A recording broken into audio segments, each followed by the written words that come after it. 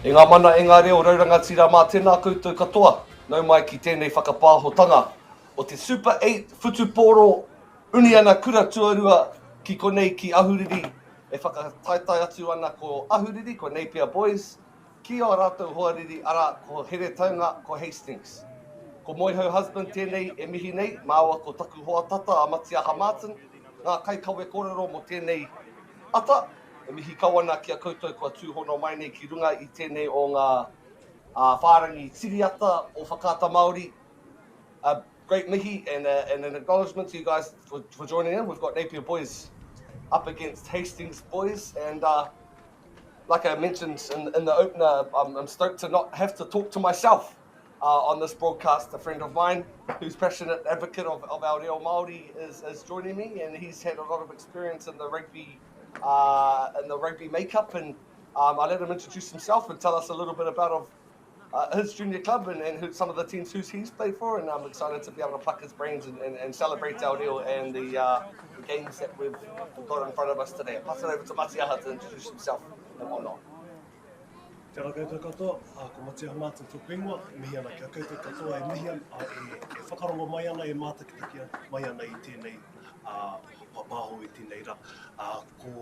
Ko ngā kapa i tākoro au i au e tamariki ana, ko te kapa o Bombay. So I was a Bombay old boy. Bay all day, bay all day. Bay all day. We ended up winning 5 championships. I think when we were, I think it was 2015 all the way to 2020. So we dominated that. I went to, I played for the Blues, I think 4 games and stuff. Captain for counties. Proud counties man. Well done, Matiaha. How good is it to have you here in my office in our studio? However, back to this game, we've got Napier Boys High School. They are up against Hastings Boys High School. Here's the lineup once again for for Napier. Our props, we've got Flynn Hamilton and Monty Waihape. Locks are Brad Pearce and Oliver McLaughlin. Keep an eye out for Carter Pire and Harry Bain at halfback. On our wings, we've got Tommy Hay McKenzie and Davis Hansey. Furupeke, te hiku, te haiko, te kapa ko Will Lovett. Ka whakawhiti atu nai nei ki te kapa o Here Taunga. We'll move over to have a look at the Here Taunga team.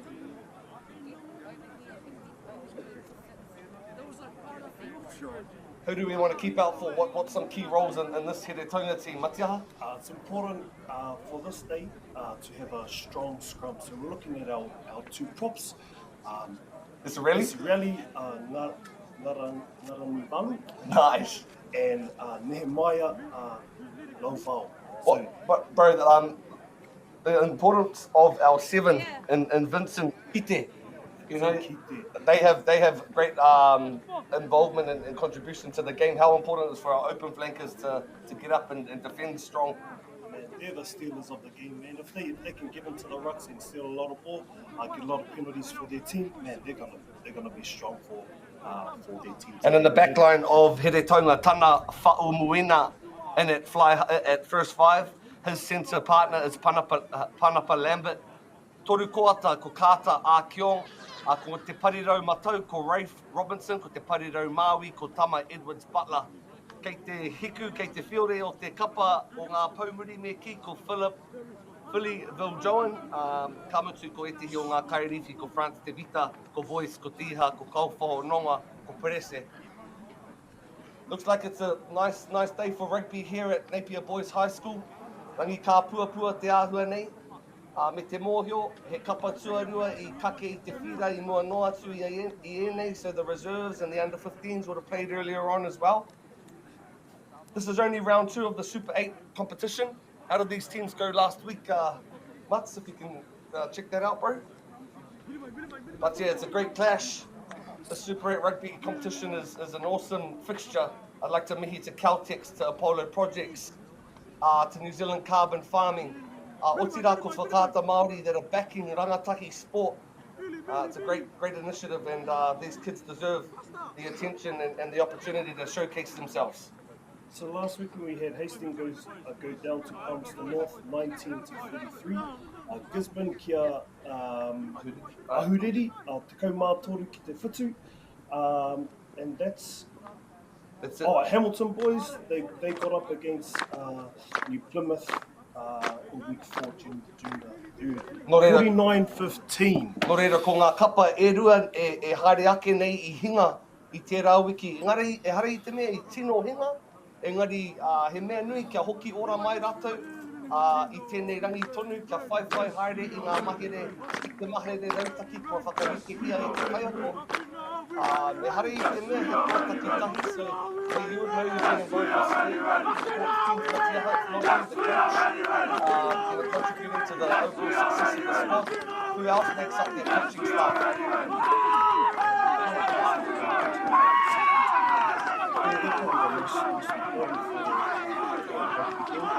They control 90% of the game. I'm pretty sure it is the set piece. You have the lineouts with the scrums, so that's a very important. And so that stuff out. Choice, and I'd just like to also mihi to all the managers, the physiotherapists, the ball boys, the linesmen, and even the teachers of other curriculum areas within the school. I mean, this is only one element of the whare tapawha, this taha tinana. I know it takes te taha wairua, te taha hinengaro, te taha whānau anō hoki, but the opportunity to play rugby and build knowledge around different passions and interests of these boys, it's very important. E haere ake nei e hoa mā, ko ngā mahi a hine te rehia, ngā haka a tāne rore. Hare I te mea ka kōrero hia māua I tēnei wā, engari ka waiho mā te haka tātou e arahi, me te mauri o tā tātou haka. We've got Napier Boys in the blue and white strip. Ko te haukainga, ko te huariri, ko Harataunga. They're in the red and blue gear. E haka te taki a tuahuriri. So Napier Boys, haka is about their philosophies and everything that they embody in their kura. So kia matara tātou ki tēnei āhuatanga, ki te haka, tēnā tātou katoa mauri ora.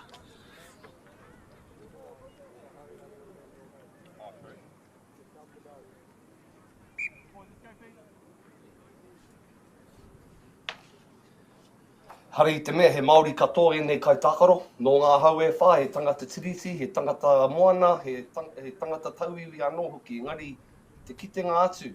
Ia rātou e tūpakari ana, e tū mai ana, especially in this landscape of the government that are doing interesting things to either bring people together or separate people. However, they're standing here representing our indigenous iwi take tuakiritanga, and it's a great sight. So I'd just like to mihi once again to those pou within the kura that have taught this taonga tuku iho of haka, of reo, of pūrākau, of pakiwaitara, of tapu, of noa, of ihi, of wehi, of mana. It's a great sight. So these caps, but what's the story with these pōtai? I didn't go to any of those fancy kuras. So, I'm not sure, but I think those are the leaders of their kura. Either that or they've had 15 games for their kapa. Usually they give a cap for something significant like that. Kia ora. Yeah, so I'm not too sure aroa mai. Kei te pai. Yeah, I second that. Yeah, it could be they could be prefix. It could be their last year of school. They could be the year 13s. But they've got their hoi. They've got their brothers in arms. They're ready for action. Tēnā, mātaki mai ngā hope o rea.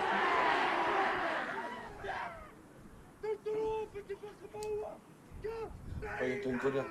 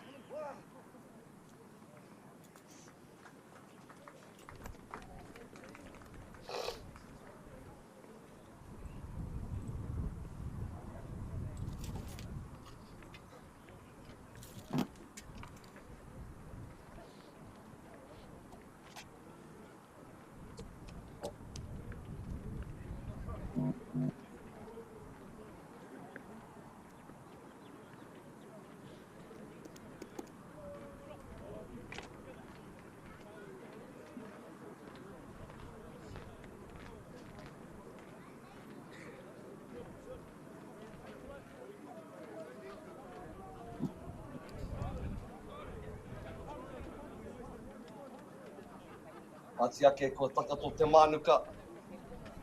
Nā mihi ana ki ngā manu whiri ko take I te whira. Ko whai ngā tikanga kui mā koro mā ki te tū ki te haka I mua tonu I te kēmu. I ka mohu ai koutou e mātaki maina I te kāinga.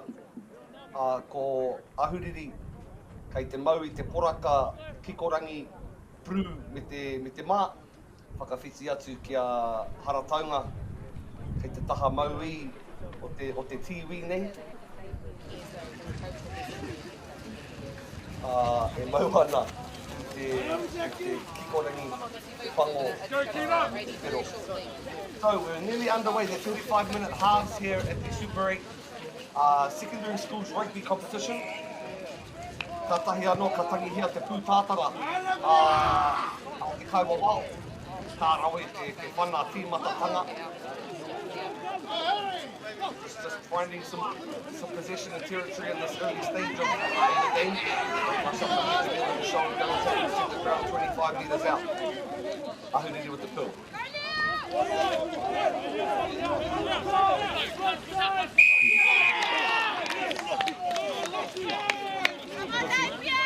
Not releasing that, I assume.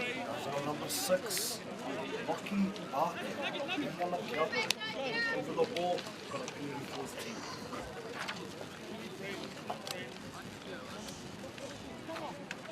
All right, early stages of the game. Obviously, it's both teams coming off a loss, unfortunately, in the opening round of Super 8, but it's a long season. Great clearance kick there by Tama Pauwina. Line out, 50, 55. What a 4-man looks like. So we've got a 5-man. What's happening here? Is there a bit of a magic number? How do they normally... They've got the 9 in the front, so they're either looking to drive, pop off the back. Oh, yep. Ended up doing that. Nice. Ooh, just didn't capitalise in the middle there. Nice little set play off the set piece off the line out there, as you mentioned and alluded to, Matiaha, having the 9 in the 1 position of the line out, and yeah, I think our number 8 put a little bit of a backdoor play back to the 9 and crash ball in the centre field. However, just didn't go to hand. He noroke e haere ake nei e hoa mā, koutou e mātaki ana I te kāinga ko te nonoke, ko te scrumu e hoa mā, te scrum.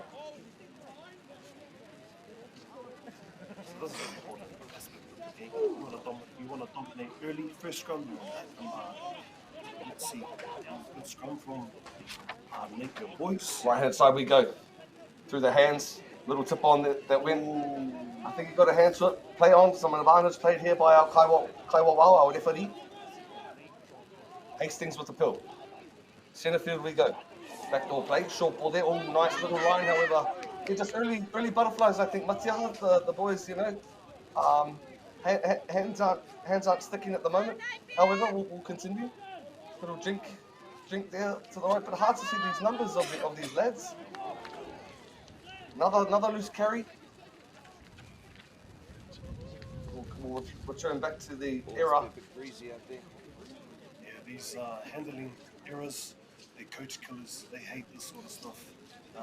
Especially as a leader, you don't like that sort of stuff. So I'll be encouraging the leaders to talk to their team and sorting out their handling errors for the rest of the game. Kia ora. Oe no, ko ngā miru, ko ngā pūrere hua pea. Piro. E whakararu ana i ngā ringa whakamā o tēnā. Ko ngā maruwhiri, e mau i a rātou te pōro i ngāia nei. Ka tau, ko te nonoke. Wainga pū i te whira. Te taha ka tau, e haere atu ana. On the foot, e uru whana papa. Cleaned up nicely there by the left-hand wing and Tama Edward Butler. Here taunga tēnei. Nice little carry by a front rower. Is it really what a novel? Excuse me. You've got good Fijian pronunciation. How do we hit that one? Bala? Ngarani Varu. So the Q is pronounced with the N, is it, bro? Yeah, I think so. All right, here taunga. Tackled nicely there on the 22, looking just to clear the ball here. Handy to have a left-footed kicker in the squad. Great clearance by Hastings. What a great kick.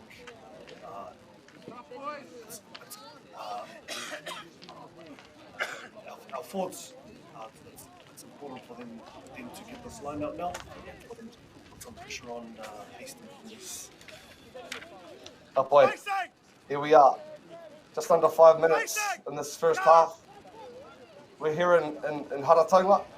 Into the middle in a steal. Nice steal there by Hastings. Half carry, power number 8, Panapa Peya. Ball just going to ground, unfortunately. Little nudge over the defensive line. Cleaned up nicely there by Ahuri. Short side plays on. Little sneaky on the left. Here's number 12 here in our centre, Elijah Roberts. Does well to stay in there. Nice little settle. 10 metres out. The visitors, will they break the ice? One pass, two pass, to centre field we go. Good real estate for the Napier Boys High School team. Got numbers here, out the back door. Baseball here. Good defence by Haratonga. Scrambled defence, I might add. To the right. Tackled strongly. Cleared up nicely.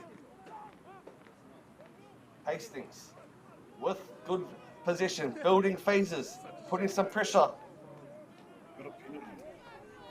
I think it was offside. He's taking a quick tap, and number 9. He's over. Well done. Yeah, well done to Napier Boys High School. That was Harry Bain. He mahi mahunga tēnā. E nei tūmomo hawhi peke, bro, he nanakia. He uri a Māui tiki a Tauranga. Kāore ia mo te tatari. Ka tepe tere i te pōro. Ana. Ka mau i ngā hoariri a rātou e moe ana me ki. Fortunately, got a bit of an injury that looks like it's a pona that's already been heavily strapped, nuts. Not those ones. I know that feeling, man. I know the feeling when you come up the field and looks really bad because it was strapped up pretty heavily. You know, only 7 minutes into the game and losing one of the key starters of the squad. It's not the greatest outcome for the home squad. And saying that, I awa te kiki, fitu ki te kore, fitu miniti anō hoki o te wahanga tuatahi. I'm into it, don't you worry. It was cool to see the Napier boys just building pressure, phase after phase. Got a penalty and opted to go for the quick tap and a sneaky dart next to the posts. was our halfback, Bain, from Napier. We're underway. There's Falmuina with the kick. Taken, cleaned up nicely there, however, bundled out. It's really important that that Hastings boys respond. However, a hamene, a penalty, I riro ia ahuriri.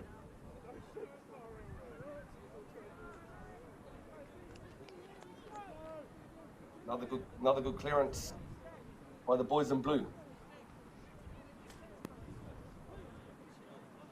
See what they're going for here, Mutts. Looks like their main jumpers. It looks like they're 5, or they're gonna go back. Good set play.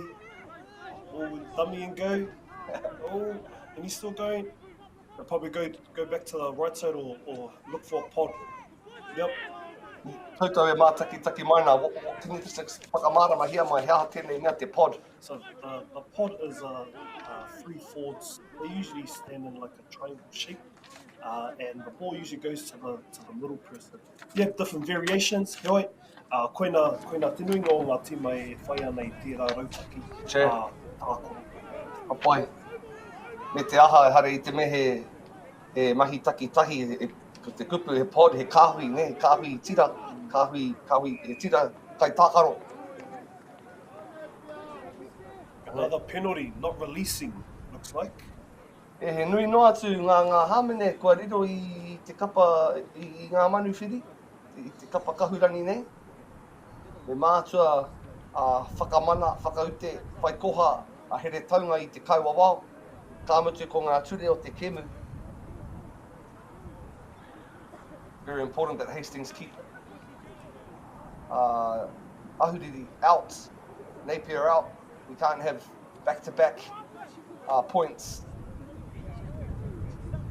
We're looking at our locks. Yep, 5 going up. Good. Ooh, scrappy line out and Hastings win the ball. Kapai to Hastings. Just looking to clear it here possibly. Get down the right end of the field. You want to do one crash and then clear it. Kapai. Good kick from Falmuina. Just found Hutch. Napier will be okay with that, even though unfortunately the line-out didn't go their way initially. Wasn't the greatest clearance, unfortunately.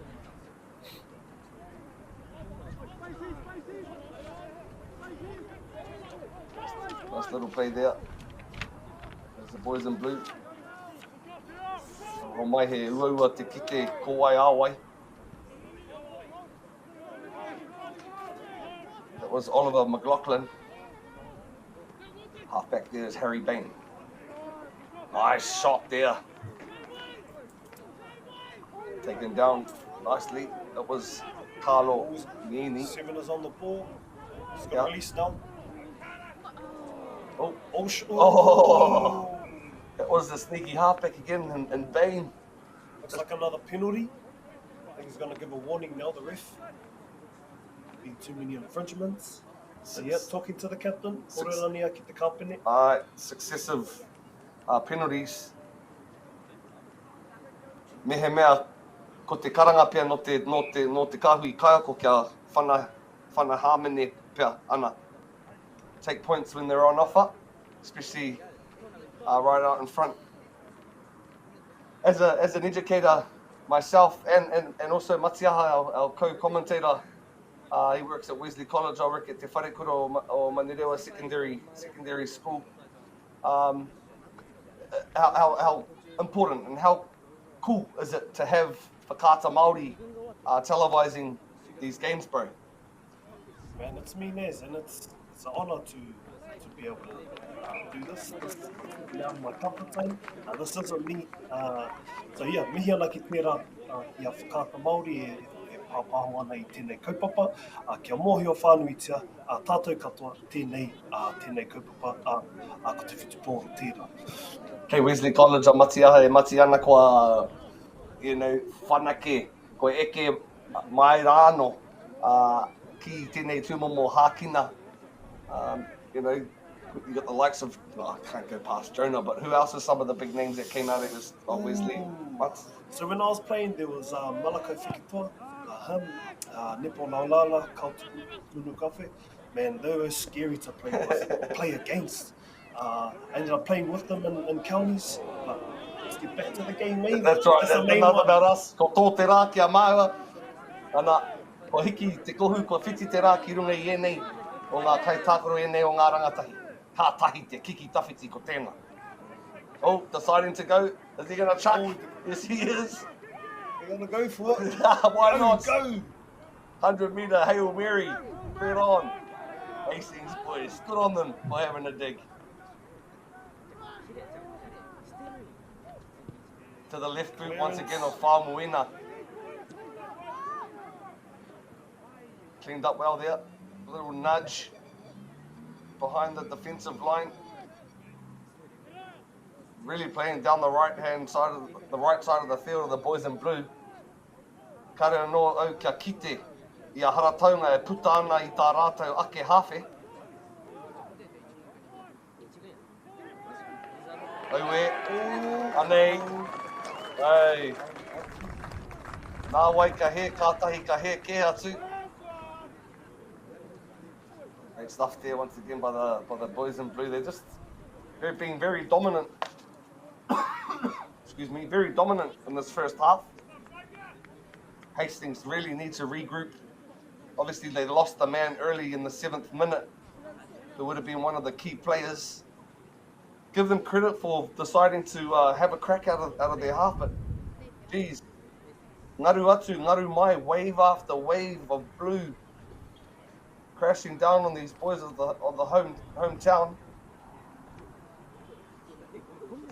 Those successive penalties really hurt them, didn't they, Matiara? Yeah, looks like, and it also looks like they're into the wind as well. So it looks like Napier Boys, their strategy is just to keep the ball into Hastings' half and let them make the mistakes. And yeah, it's working for them at the moment. Tika tau, tika ake nei. Ana rawe te kiki. No reira, e kare mā, ko te tikau mā whitu. Ki te kore, te tau mā 5 miniti I ia wahanga. Kei whia tēnei, ki harataunga. Kare anō ka tātu ki harataunga, bro. Ever been to Hastings before? Maybe, eh? Yeah, mate, correct. Yeah. Hoa ngā iwi reira. Kahungunu. Yeah. Whamuina. Once again, getting us back into gear. Nice tackles there by Lockie Varco and Eli Southwick. Played out well by Carlo Mieni. Darting run met with the shoulder of Palmerston Lambert. Downtown we go. From the boot of Phil Viljoen. Whamuina. Taha Maui. Tana waiwai Maui. Ki te kokona.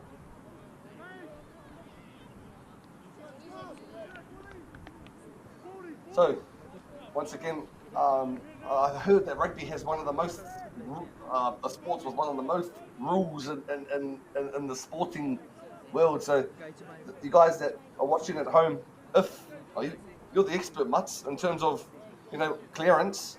If you catch it outside of your 22, it must land in field. Must land in field before it goes out. If you're in your 22, tae koe te whanaki waho. Kia ora. Taken nicely there by Hastings. This is Monet Halaufia. Anō e pī ki whara Israeli tēnei. Matau. Rushed up nicely there. Ball went to ground. Gabe Deha. Our Kairifi that come on for follow with the Pakaru Waiwai. Chase. Penalty. Wā tuatahi kua whai wāhi atu ko te ko te kapa hau kāinga ki tēnei takiwā o te whira. E mea nui kia pupuri rātou I te paoro. Kia kaua e tuku noa. I te pōro ki tima ke atu. They'll be looking for a line out and then, oh no, looks like they're going to tap. No, call. Line out. So they're going for a line out. The important thing for this is to have a clean line out and maybe look for the drive. See what they have in their drive. So their go-tos look like 6, 4.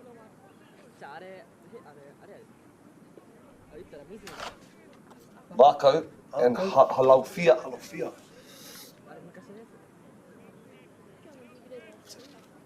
Southwick tērā, te tuarima. Go for a drive.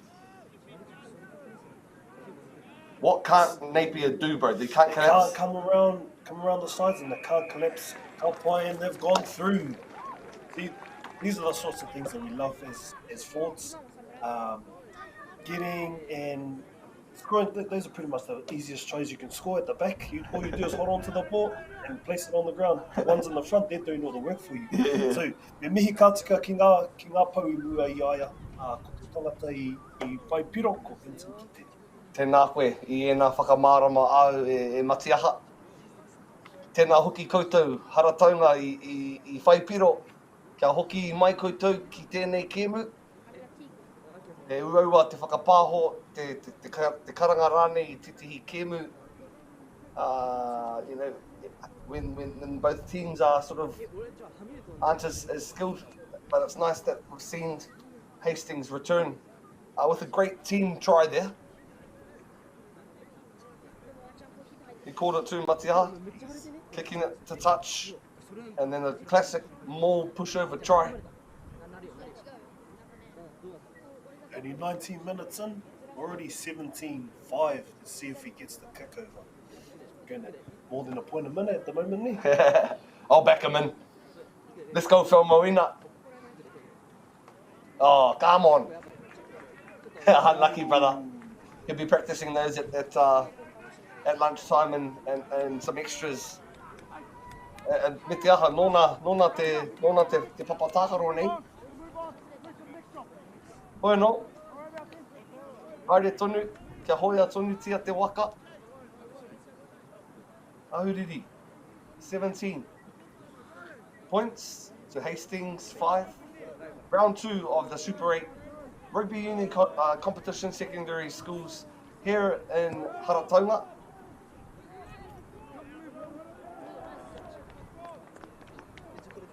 Looks like it's gone straight out. So that'll be either a line out at halfway or a scrum in the middle on halfway. So it looks like they've taken the scrum. There used to be a penalty back in the last months, or? I think that's might be the league. League 8, yeah. True.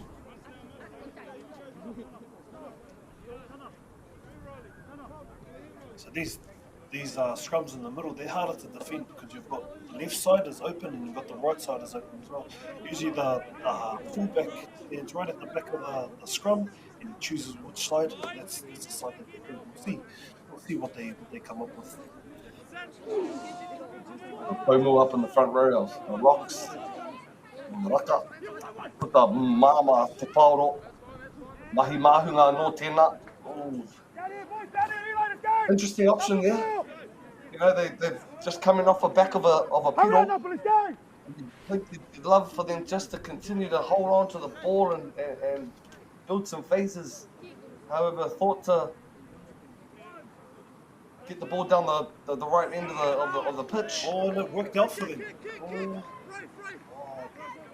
Not straight or early jump? No, he jumped into the line. So in the line outs, you're only allowed to jump straight. If you jump into the opposition's line, free kick to the Good to know. He's taking the kick. And he's used the wind. Massive boot. This is our replacement, Gabe Deha, with the ball here. Obviously, you know, when you're on the bench, not expecting huge minutes, but to come on in the 7th minute of the game, he must be stoked with some game time and opportunity with the ball. Here we go. The Hastings boys, little show. And gives to this Vincent Kite, passes it on to his hiku o te kiramu, te namawaru, ara ko Panapa Peia. Hastings, centre field, tackled strongly there is Mehe Maia Lauvau. Penalty kāri I whakawātea I te pauro. Holding on, eh? Holding on, yeah. So our cleaners, they didn't do their job cleaning out the ruck, and Napier Boys came on with the penalty there. Just talk to us here around the ruck, Matia. Obviously, the ball carrier goes down. The first couple of people at the ruck, obviously the cleaners, bro, and who else? Like, what's the other roles in the ruck situation? So you particularly, you're trying to grab the ball, and clean that paru out, as they say. So, yeah. That's all your job is, to clean it, and they didn't do their job. After the cleaners, bro, is there someone who comes in bridges or like? Yeah, so you have your bridges. They're the one who's secure the ball for the halfback. You want to give the halfback the best ball, Cleanest ball they can get, so they can have a good pass for the backs. Kia ora. Wai. Rawe te rongo ki ngā mātauranga me ki te pūtaiao o te kēmu. Ngā rautaki, ngā haipapa, tēnā. Left hand side we go. Love seeing our Tauranga boys up there, getting busy.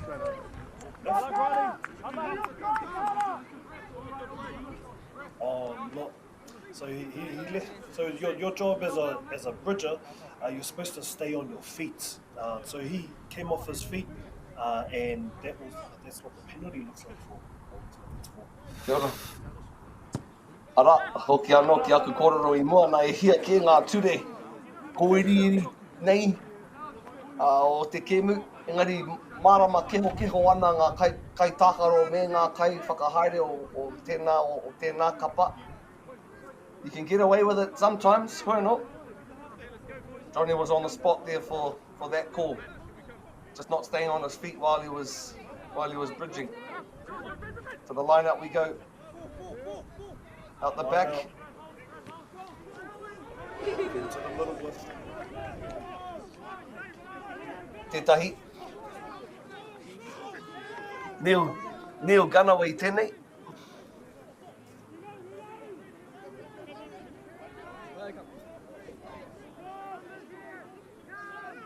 Hastings. Half a Becky. Harry Bain.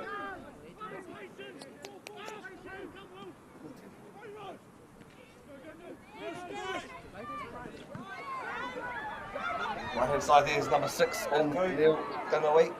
all he had to do was Give. give. But hungry there, Albury. Monty Waihape. Oh, kei te he taku kapa. Aroha mai e homa.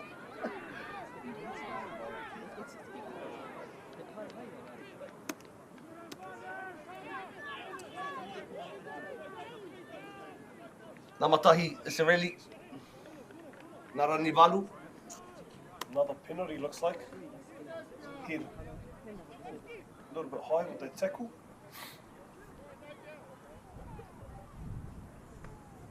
They'll probably look at doing the same rotaki as they did before.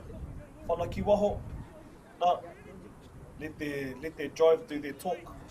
Why not, eh? Don't change what's not broken.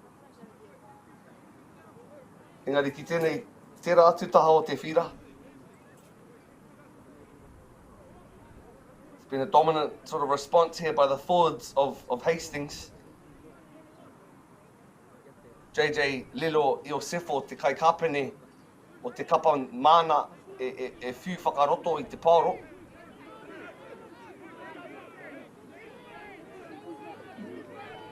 Mana hoki pe te piro e whai ake nei. Ai koia. There you go, whānau, there you go. Another one from our captain, Iosefa. Lilo Iosefa. Well done. Kai parawa, era momo piro mo ngā kai tikape, ngā hookers. You gotta back them. They throw the ball and then join at the back of the maul and usually come up with the goods. And as you mentioned, Matiaha, you know, why not go with the same option? They've done really well to bring themselves back in the game, the hometown. Yeah, a lot of players or a lot of teams, they look at that strategy and their number twos are usually the top try scorers of the competition. So, yeah, like you said, if it's not broken, then fix it in. Yeah, that's right. Who's the Cody Taylor? Eh? Cody Taylor, he's a classic. Koia Te Teo Ngā Toki. James Parsons was a good one for that. He played for the Blues. Yeah.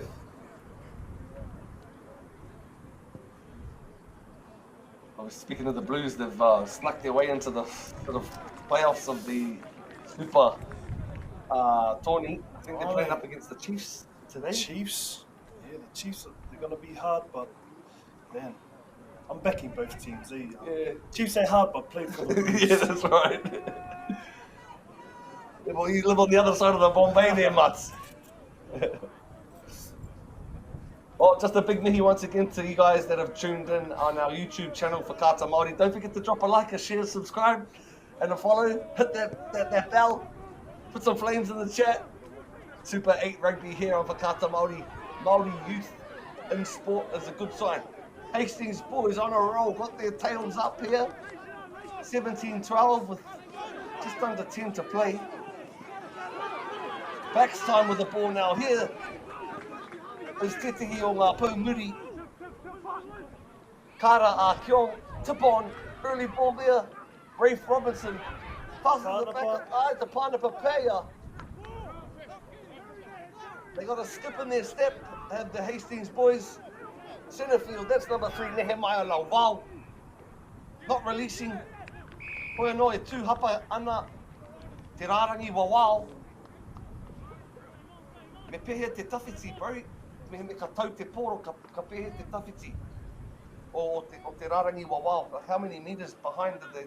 So you have your ruck. You have to be behind the last man's feet. Okay. So if they are in front of them, last man's feet, ka hāmene tia. Kia ora. Me te referee. Aira. E pō he nōku he tahi mita, he 5 mita rāne, engari te nākoe I ena whakamahuki. Ko whakaarohia kia whanahia te paro. Taku pōhehe pia he tonu te kau miniti I a wahanga. E aua. Tārea te wāka kitea. Tore tukau marima. Ai. Tukau miniti mo ia Kemu. Ia kemu ia. Right. So 35-minute halves.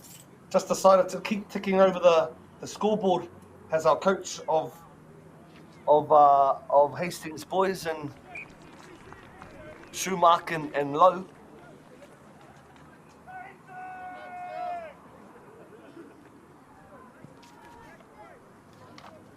It's been a great game. It's been a privilege to bring you coverage here with one of my great friends who we studied with and grown up with. It's nice to be able to pluck his brains and understand the dynamics of rugby, and they've shown some great class from both teams. Excited for the second half, so in about 5 minutes time. Koutou e mātaki mai nā hei te wehenga rua, ka paku whakatā tātou ka tirohia e tihi whakatairanga. Ana ka 5 miniti pia tātou e whakatā ana ka hoki mai aki te whakapāho atu I te wahanga tuarua. Hoi no, he 5 miniti tonu e toi ana ki tēnei wehenga. It's Hastings, Palmerston. Short ball, nice line there by Panapa Lambert. Palmerston once again. Here's Diha. Diha. Hastings. Another crash play there. Building momentum well. Phase after phase. Let's hope we hold on to the ball. A little bit messy. Engari I rangona e tātou te tangi o te pūtātara, o te wihara. Kick to the corner. Pursue a try gas. Why not? Yep. Oh, no, it's working well for them. Mahia. Mahi atu.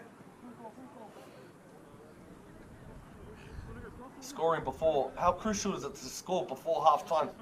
It's either a momentum continuouser or a momentum Killer. killer. E ai ki ngā kōrero, mehe me ka whai piro koe I mua tonu I te tangi o te o te pere of half-time, te nuingo te wā ka whai hua koe I te otinga o te kēmu. Bueno, kau e whakapono ki aku kōrero.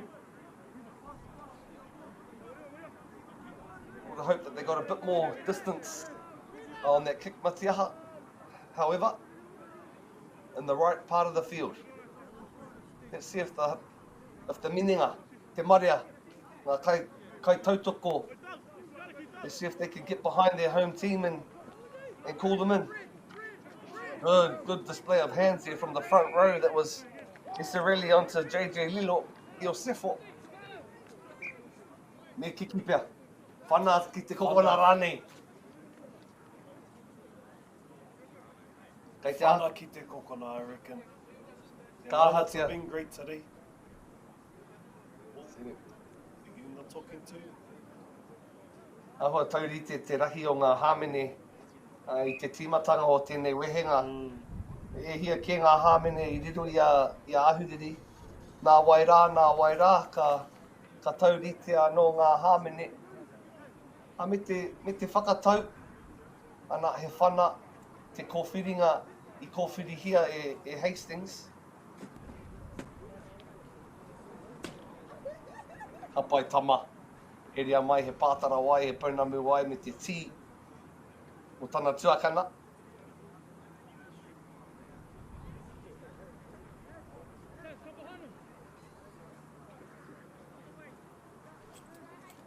Yeah, lineouts worked really well for Hastings. It sort of got them back in the game.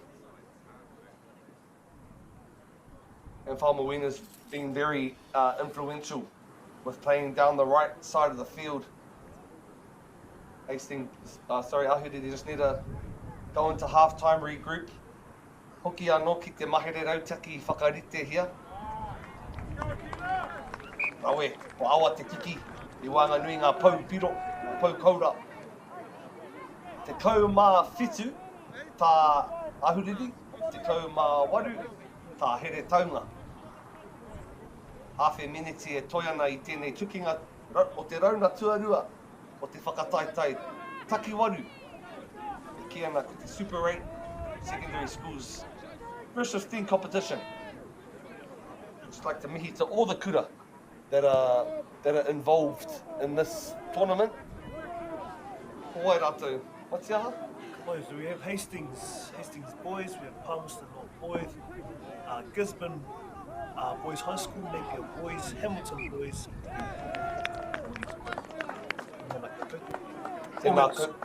Aroa mai, ware te au, ngā kapa o Rotorua me Tauranga nō hoki. Che. Ko e nei, hari te mea ko whai wāhi atu ko tāmaki ki roti tēnei tukinga. Ki taku mōhio I whakatauhia e ngā te taha whakahaere me ki o Putuporo ki tāmaki, ka kore rātou I whakapāho I ngā kai tākoro. Just to protect some of their integrity, you know, it's important that we don't...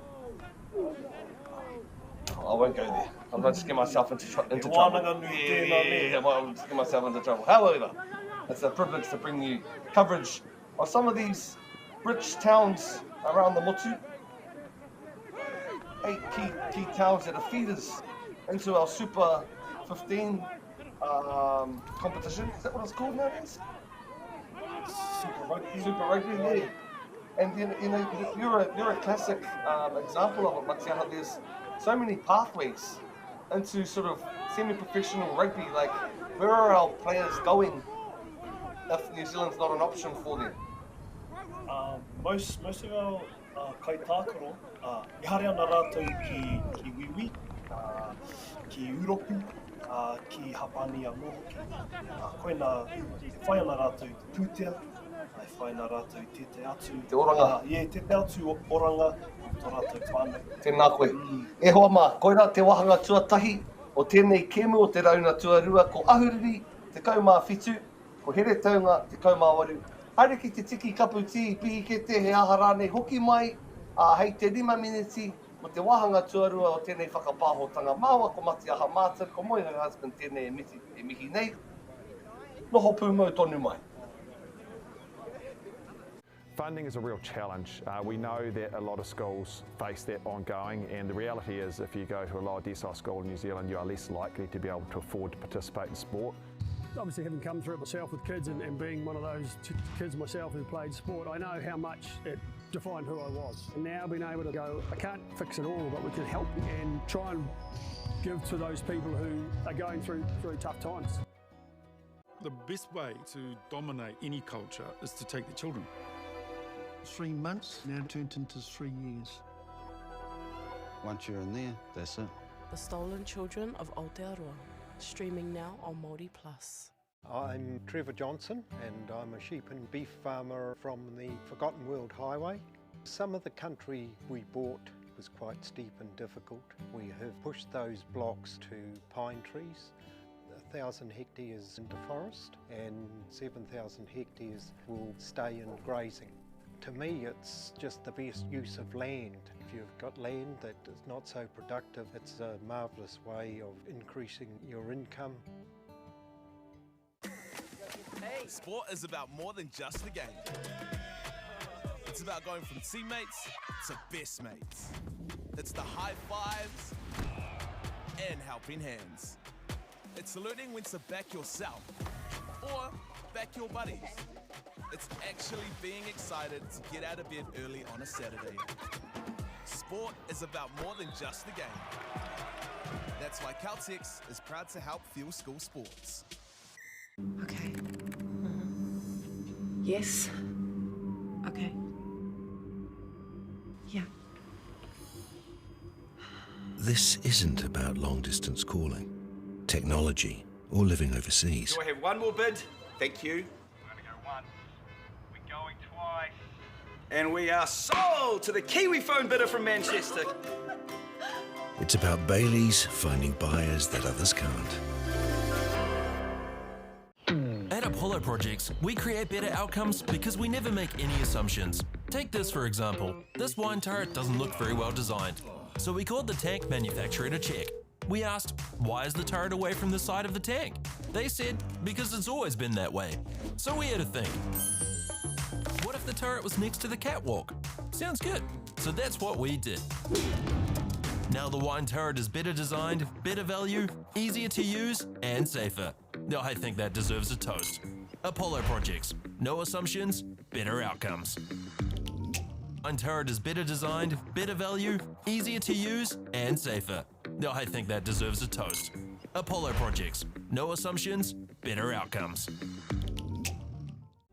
Manga Tangaroa's fight for a better quality of life. Good job, Manga. Will push the human boundaries. Good man, there you go. Of possibility, nurturing hope. All episodes streaming now.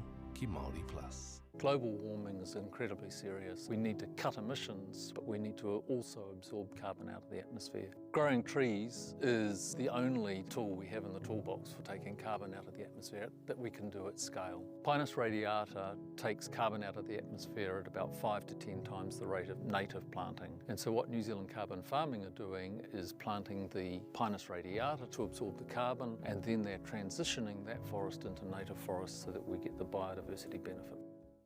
And go! Just fill up at a participating Caltex, stack your pump discounts, and you could collect more savings on your next visit. Oh, there's another one. Getting quite good at this. Filling and saving. Feels good. Kaore anō tēnā tū wairua, kia pāmai kia I runga I te tū ki te papatū aiwa.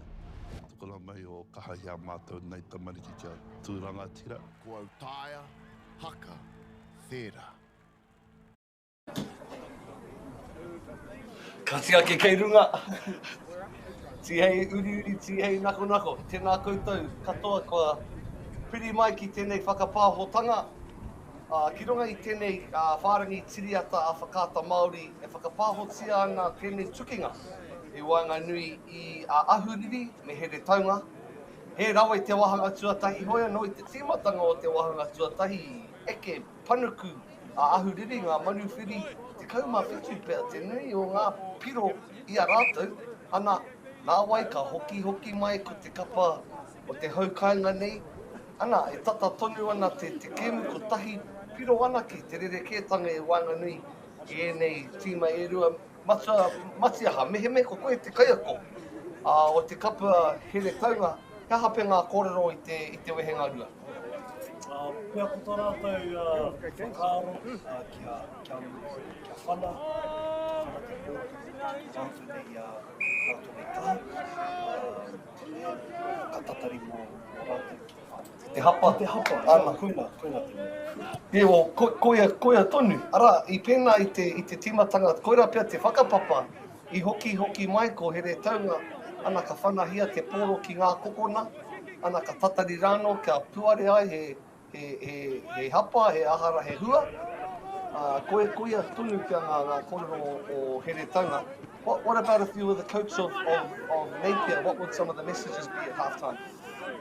Probably just secure the ball, build some phases, and put some pressure on the lineup. That looks like it's extremely and their strategy for today. Bro, if that line out and that maul is unstoppable, what happens if you collapse the maul before the try line? Like, is that like a straight yellow card or is it just a penalty? So it depends. If you sack the jumper, that's allowed. If you sack the lifter, then that's when penalties come into play. But if more is set and then it is collapsed, then he harmony tia rātou e te kaiwawa. Just a harmony, or like is it a card? Like, could you just drop on the ground and like just play dead almost and just so like take their legs out? If it's going with momentum and it looks like they're gonna score, then it'll probably be a penalty try and a yellow card. True that. Yeah, usually it happens like that. We'll see how they go. Oh, and a steal from Hastings Boys. Well done. Really showed up in this lineup aspect of the game. This is Hastings with the pill. This is Nehemiah Loval. Cleared out nicely there. Te Ariki Joseph Maui. Taha Matau. Eli Southwick with the clearance mahi. D-Hart. To our right wing and Rafe Robinson. Hastings. Just did some strong ones today. Southwick. Just continuing where they left off in the first half. Rongo paianga I te mauri. I roto tonu I te whira. Stay in. Ota perese, te tino ngā kairiwhi ko eke ki te whira. Hastings. In good territory. Right hand side. Back door there by Israeli. 22 and D-Hut. Gabe D-Hut.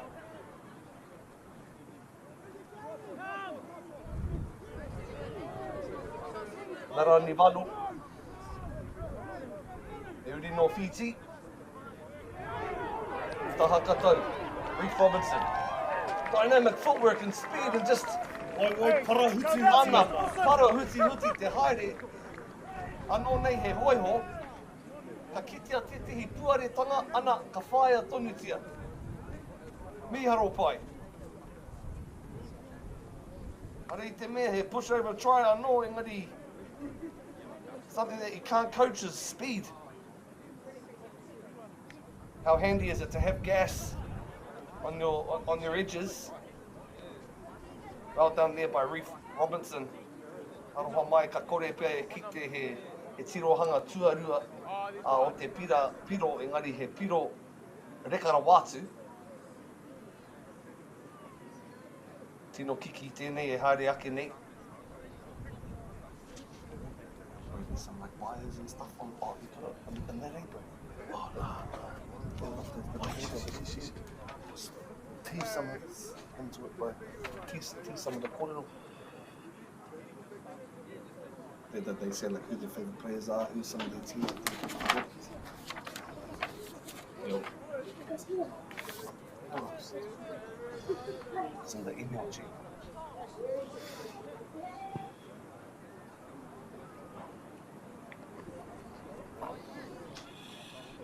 I awa te kiki ka hore rane. Ngō taku he ka kitea mehe me ka rerekea pēr te kāri awa te kiki. Oi, no tonu, rū tikau mā tonu ki te tikau mā whitu. Here taunga. Wa hoki ora mai.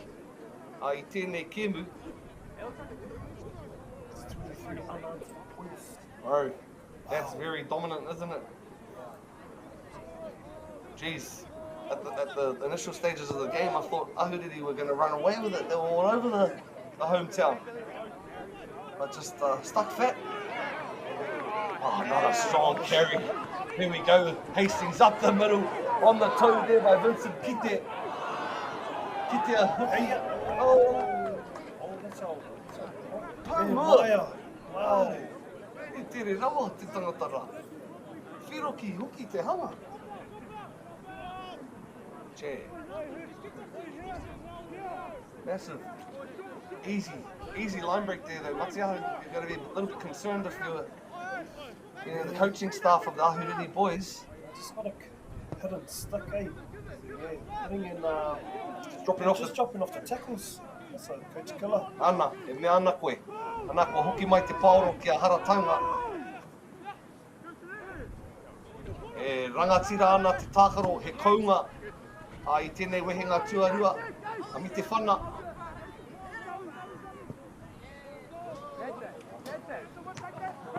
Me hoki mai te mauri ki Ahuriri. Ana tai pari, tai timu. Take that one. Me a harātou ki te hoki mai ki wainga I tēnei kēmu. E hanga mata ngaro ana I tēnei wā.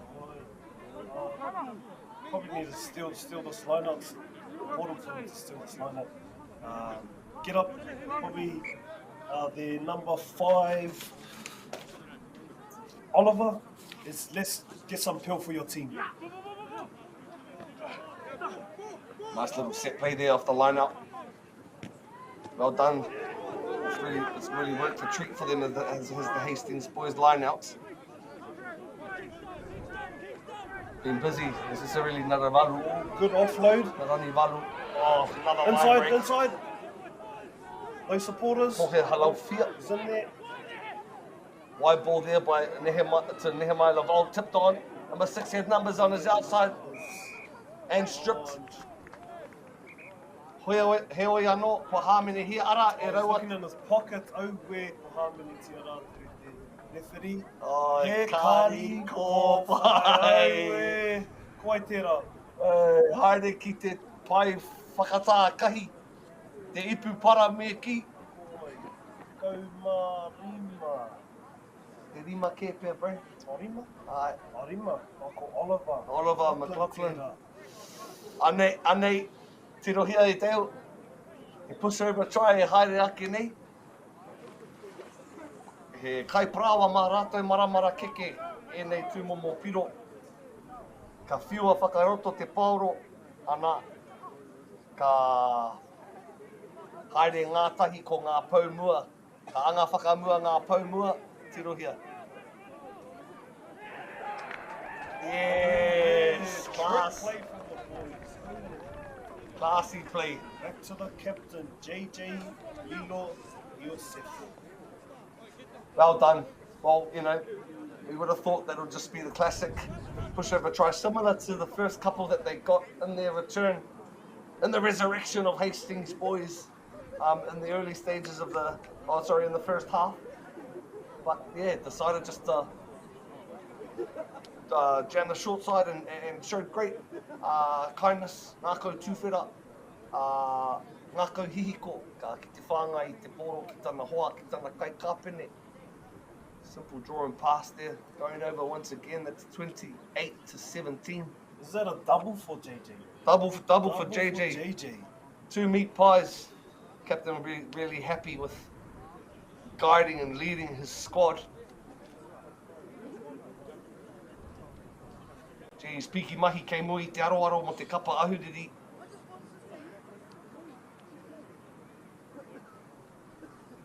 Mihi once again to all the kahui tautoko.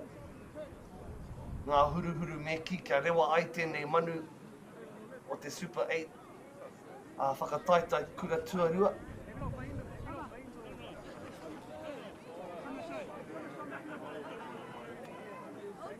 Kia ahuriri kia koutou tēnei. Hari te mea kua hinga ke rātou. That's not over. They've certainly still got opportunities to claw back the scoreboard. Engari ko te mate pia, ko te kraka, te taima, e tiki toki tonu ana.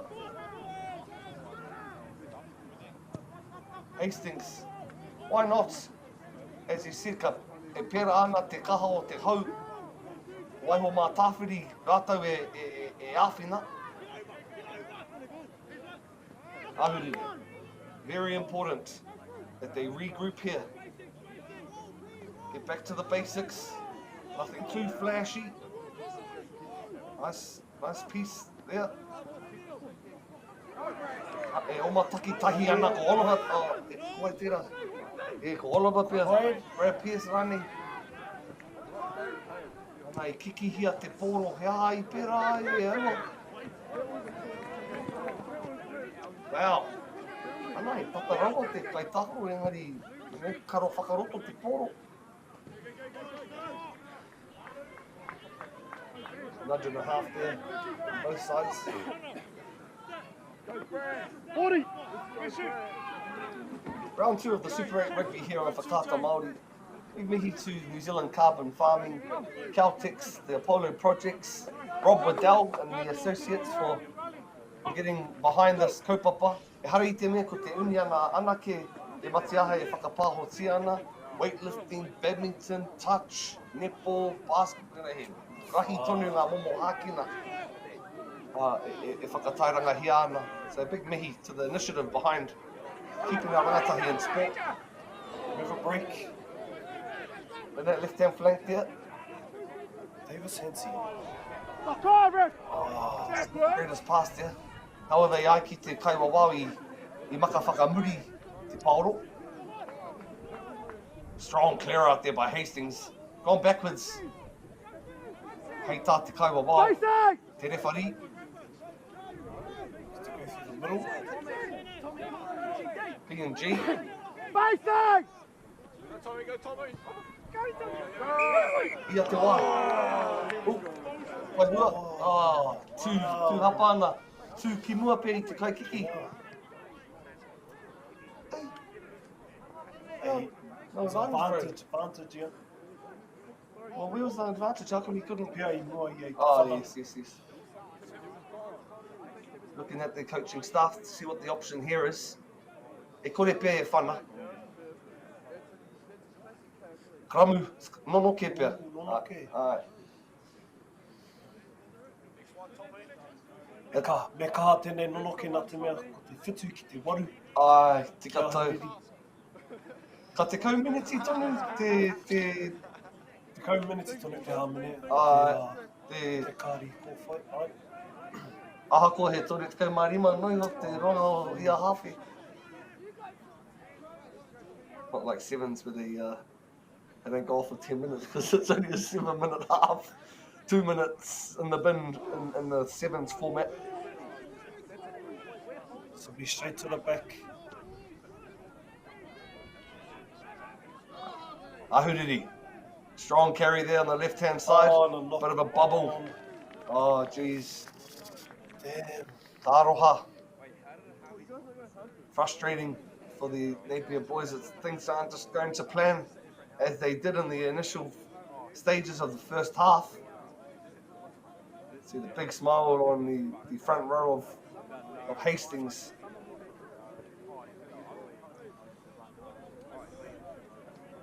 What stage of the game do they normally start emptying the bench, bro? Like sort of with... Usually like 20 to go. Yeah. If it's a tight game, they usually maybe 5 minutes, 10 minutes out. Okay. Some they don't even empty the bench. They just want the best players on at all times. Yeah, okay. Just depends on the coach and the dynamics of the score, and you know how desperate they are for the dub, I suppose. Great kick. 50, similar to 40-20s in league. 50-22. 50-22s. New rule means coming. Everyone keeps forgetting about their rule, eh? Yeah. So they get to the line and they're like, oh, yep, tail ball. Oh, solid contact there. Let's hope both players are okay. Te hanga nei, ai, kāri, kōwhai, kia. Mone pia. Mone, halowhia. Hutu Yeah, teitei. hutu teitei tērā. Kanohi ki te kanohi rai, ki te rai. Ka iu, ki te iu. Bro, ko wai tērā raka I ngā tau he ginger, he makawe, he mātikiri, he Māori ia. Waikato pia, play for the Chiefs. Oh, nā, Taranaki. Oh, Pōtito. Yeah, Pōtito. It reminds me a lot of this guy here. I think he's Oliver McLaughlin or Brad Pierce, one of them. He's hearty. He's had a great game. Good line-up from them, yes. Oh, and the delivery all went backwards. Still played cutting back on the inside as Napier. Cleared out and competed in the ruck nicely. Got numbers here on the left-hand flank. Oh, they're kicking it. Yeah, ia te wā. Hope tuku noa te paro. Respect the pill, hold on to it for a bit longer, please. Hands there, the shoelaces. It's really nara nivalu.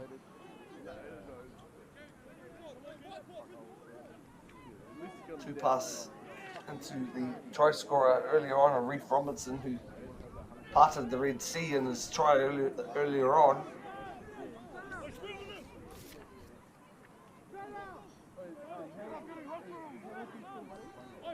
They more of a fly half. Our first five role is Diha. That's where he's gone into. So the Reef Robinson, apparently he's in the Hurricanes under 18s. Okay. That's why he's so talented and so fast. He's been scouted by that. By that outfit, yeah.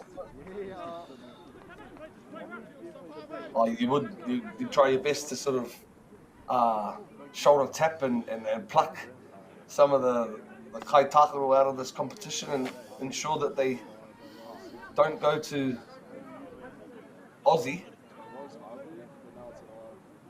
Because there's two teams that we love, Matiaha. That's the Warriors and whoever plays against Australia. In any sport. Yeah. Where's our World Cup? Our next World Cup, bro? 17, 28. When was the last World Cup? I'm not too sure what the next one is. I'll have to do a bit of rangahu there. Super 8 rugby. This is where it's at. This is the grassroots. This is the pāhara keke. O futuporo. Uni ana. I te ao. You know, spent years watching Heartland Rugby. It's cool seeing our small rural towns so passionate about their football. You know, they've all got their jeeps out there and their chili bins, and it's a good sight. It's so cool representing your town and putting your crew on the map.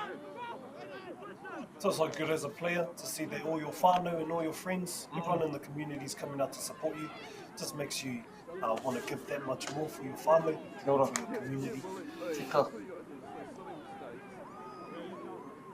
Good turnover from Tommy, looks like.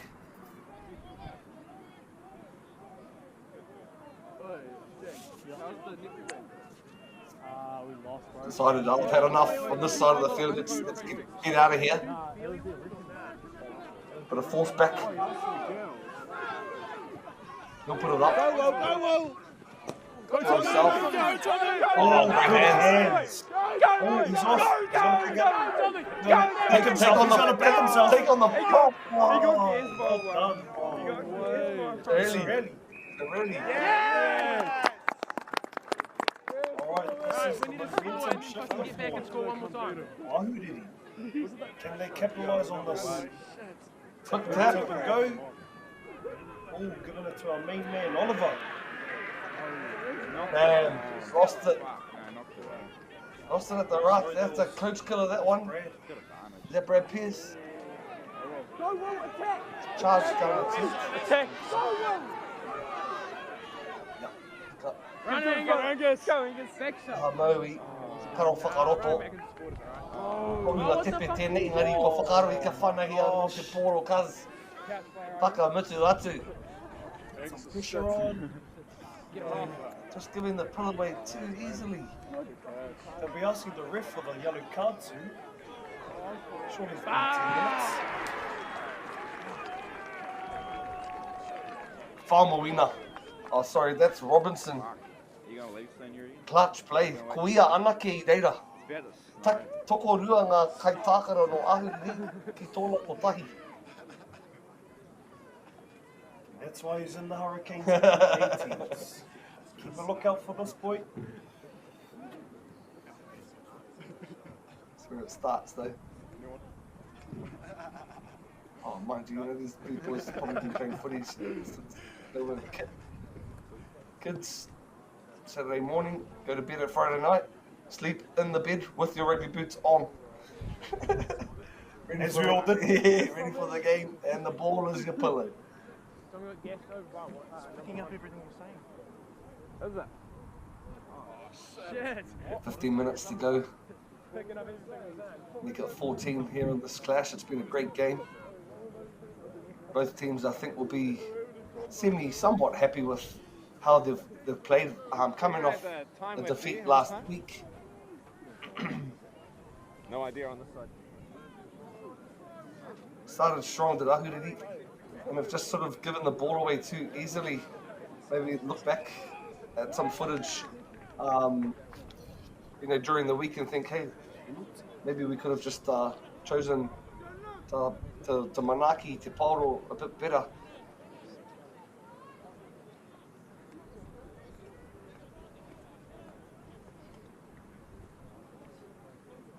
Whakata Māori bringing you coverage of rangatahi sport. Ai ki ngā kōrero kids in sport, stay out of court. Hoi anō, mihi ana. Ki tēnā, I rewa ai tēnei kaupapa.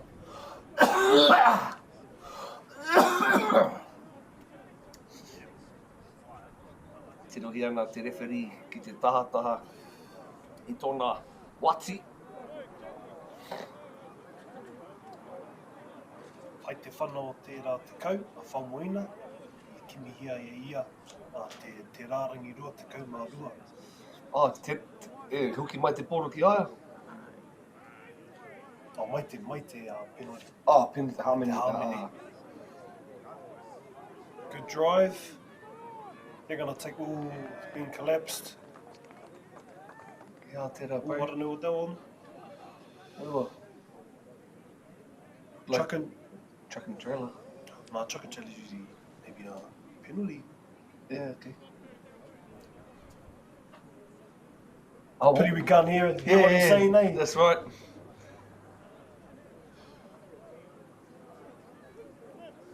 Probably saying, I want the game to be a little bit closer. Because I only need a lazy chance with the ball. Still in this game. Just over 10 minutes to go. 17-28 to Hastings Boys. 17-0 to Napier at the start. 28 unanswered points, as you alluded to earlier on. Been very dominant in this ultimate comeback. Diha. Off his left, off his right. Comes into the middle. Little pick and go there's Lockie Marco. Backdoor play there, Whamawina. Face ball out to the right hand side is Nehemiah Lauvawi Nani. Gets up, releases, goes again. Plants the ball back. Ki te tahi atu o ngā pau piki whara. Waiwai Cody Orna. Off the right foot goes Robinson. Te tuawha tēnei, tipi, te pāhi ki tana hoa paumua a Isireli Nara Nimalu. Whamawina ki tana waiwai Maui. Whana papa, piki rutu, piki rutu. Se tiha. Ei, I rongo I te rino o te poko whiwhi.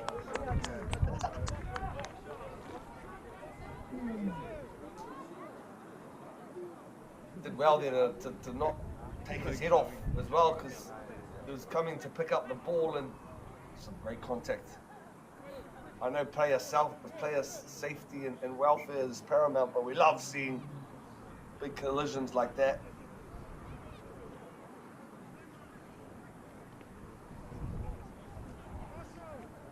Only round 2, we've got a couple of linear games which are going to be televised on Whakata Māori next weekend, kei te rere atu māua ko taku papa ki Tauranga Moana a te rā wiki.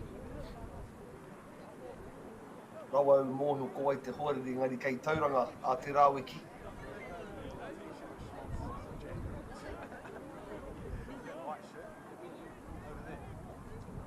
Iki tōna mana tēnei. Great line now, piece of all not straight, Kari Tōtika. Wā tuatahi pia. Ana, ronga atu o te kēmu ko rangatira.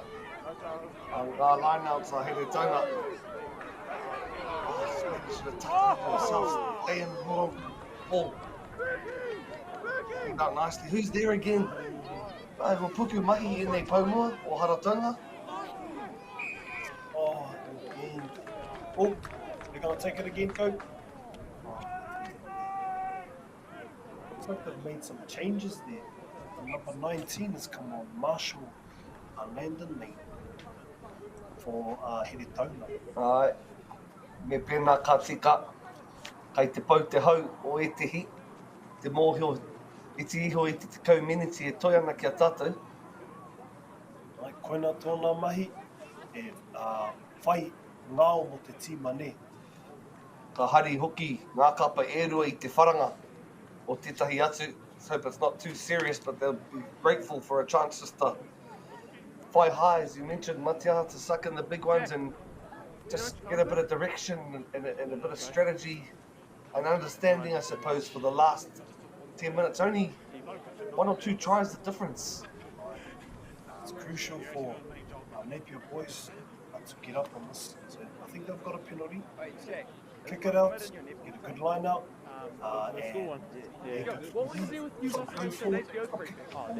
The ball away and try and claw this lead back in their hands. Kick to the corner. Maybe give Hastings a bit of what Hastings has given to Ahuriri. Kick to the corner and a lazy pushover try if we can. Sounds easy as a commentator. No, te whakatina nā tanga o te mahi. Needs to go out. Oh. That is a side. No way. 8-4.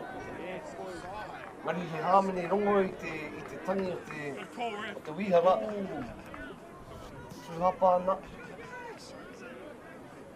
Ko te paingara wātu tērā mō te kapa o Ahuriri. Me puta te pauro. Whanaia ki Hawaii ki Pāmamao, bro. Nonoke. Me pēhea e kore ai. Why not?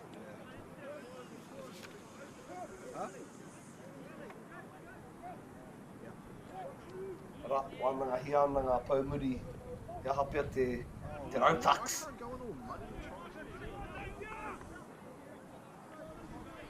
Crash or backball. Crash or backdoor, yeah. Crash or backdoor. Pia, te waru, ka oma mai muri. Ka pai. Dominant scrum. Dominant scrum. Mm-hmm.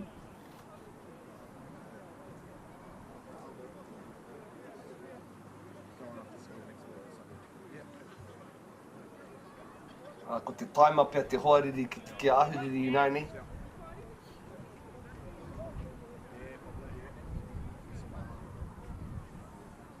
Get through the scrum first.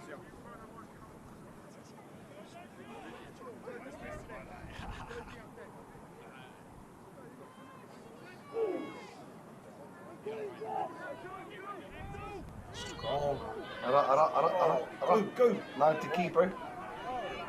Tip on. Have a look. Kari I tiro here. was Robertson again, good tackle. There's Ahuriri. And their attempt to bring the scoreboard a bit closer and build pressure into these dying minutes of the second half, yeah? So close. And he's over. Who's that? That was a good run. Humpling and turning. Going through everyone. On that. Yeah, how many? Bit of running. Trying to conversion. How many? Double release, double movement and release. Damn. Bugger. Oh, but it's still there. Is it their penalty? What's... He hamene ki arate, he hamene ki haratonga. Yep. Tari I whakawati te poro.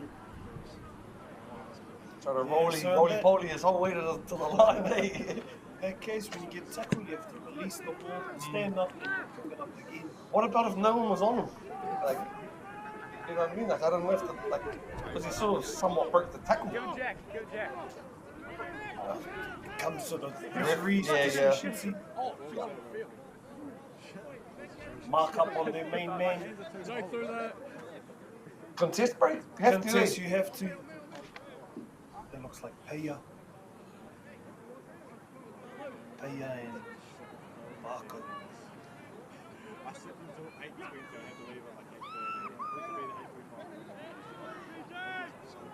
How it goes?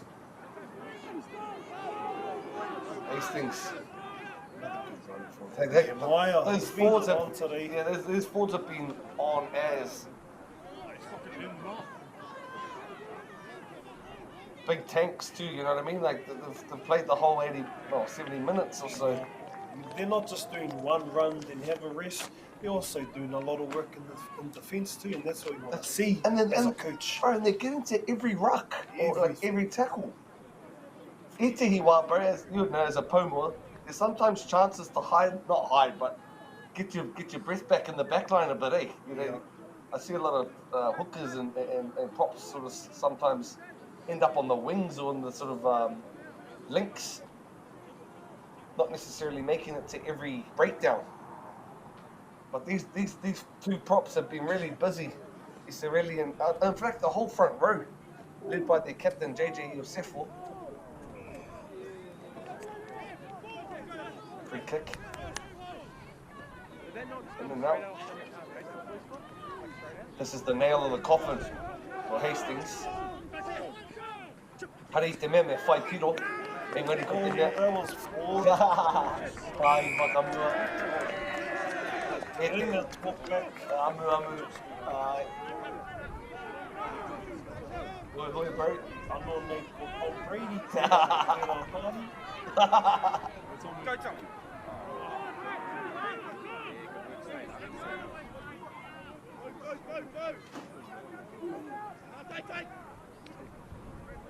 Nelson, Paul Tito tēnei. Maui.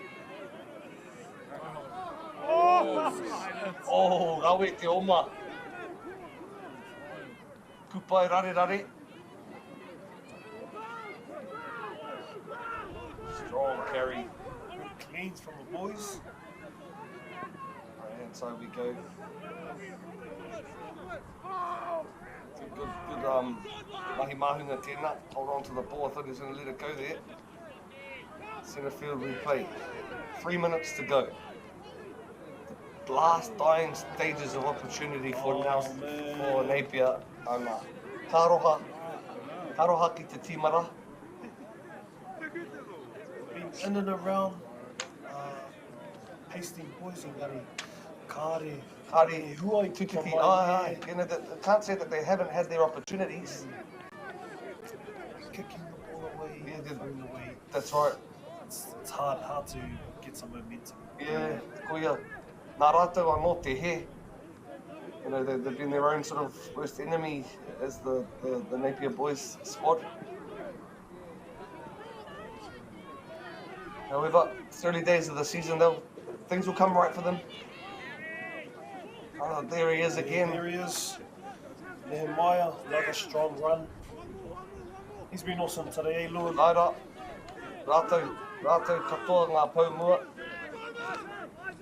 They'll just be looking to run the clock down. Get this stuff. Robertson pia, tēnei. Robertson, he's oh, been amazing today too. You know, how I feel at Robertson. Farmer Wiener's gone alright too. D-Hart come onto the field in early stages from that early knee injury. This is our number 11 and Tama Edwards Butler. Speaking of the Butler whānau, kei kāre roa kei te haere māua ko Matiaha ki kai kohe ki te manaki titihi I reira e māwiwi ana. So mihi kawana ki te whānau Butler I tēnei wā. Robson, haro whakaroto te pauro ki a te kaumārua Pānapa Lambert. Taha maui ana. Mama, line up. Quick line up. Have to. Now we're shifting the ball, trying to get bonus point out of us. last try wins. Last try wins. Oh, jeez. It's a bit of frustration, I suppose. Tap taken and well deserved then, the man himself. Oi. Nehemiah. Nera, ko ai atu. Nehemiah Lau gets the fruits of his efforts. Me pena ka tika. Nehemiah and the Hawke's Bay under 18s rugby team. Kia ora. So he'll be pushing for the Hurricanes under 18s as well this year. Kia ora, kia ora. If he keeps that sort of momentum going. Hea e te hiatu kōrero ana bro, like e tino kai tākoro tāna. Ko tāna kai tākoro, tino kai tākoro ko Duplessis Knifi. Wai tērā. He koia te whitu o Hurricanes. True. Lau nui rawa o na waiwai. Ngari toto rawa te tangata. Ka pai. Built to the ground, those ones, eh? Strong fella, that fella. Been really impressed with this guy too, Famuina. Directed his players well, but it's really been a dominant performance from the forwards of Hastings. Don't necessarily sort of, you think the backs get all the fruits in most games, but it's been a very, very outstanding effort from the Hastings Boys High School. And ara te whakaoti ngā atu. Toru te kaumā, toru ki te kaumā whitu. It's been a pleasure to call with you, Matiaha, in the Super 8 Round 2 game between Napier and the Hastings Boys. I hope you guys at home have enjoyed the coverage. It's been a great opportunity to celebrate grassroots rugby union and also our reo rangatira. Korera ko koutou, kua tūhono mai. No māua te whiwhi, te noho tahi ki o koutou tahataha, ki te whakapā holi tēnei kēmu. Hastings come away with a good 33 points to 17 of the Super 8 Rugby competition from Whakata Māori. We'll be with you next time. Hei tōna wā e warmup.